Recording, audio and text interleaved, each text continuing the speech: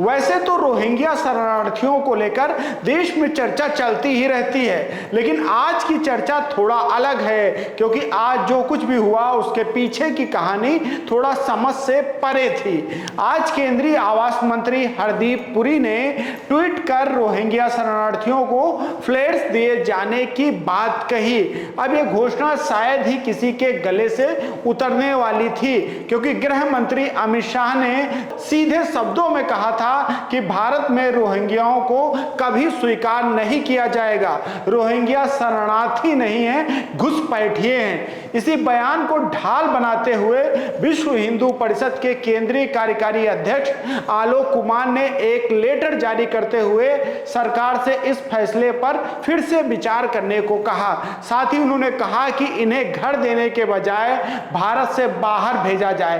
पाकिस्तान के हिंदू शरणार्थियों को अमानवीय हालत में रहना पड़ रहा है और सरकार रोहिंग्याओं को घर और सुरक्षा दे रही है। इस फैसले ने हमारा दर्द बढ़ा दिया है और इस दर्द का मरहम तुरंत ही गृह मंत्रालय की तरफ से आ गया। दिल्ली में अवैध रोहिंग्या शरणार्थियों को घर दिए जाने की खबरों को गृह मंत्रालय ने खारिज कर दिया।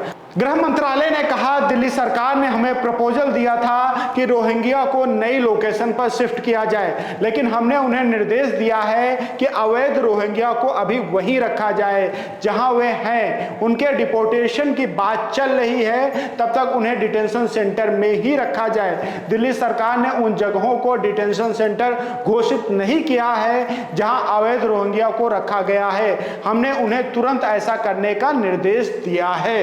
यानी मतलब साफ है कि रोहिंग्या शरणार्थियों को कुछ नहीं मिलने वाला, लेकिन राजनीतिक गलियारों में एक नई बहस को जन्म जरूर दे दिया है। अब जाते जाते हम आपको थोड़ा रोहिंग्या के विषय में भी बता देते हैं। दरअसल रोहिंग्या एक स्टेटलेस और राज्य विहीन जाति समूह है जो इस्लाम को मानता है और म्यांमार के रखाइन प्रांत से आता है। 1982 में बौद्ध बाहुल देश म्यांमार ने रोहिंग्या की नागरिकता छीन ली थी। इससे उन्हें शिक्षा, सरकारी नौकरी समेत कई अधिकारों से अलग कर दिया गया था।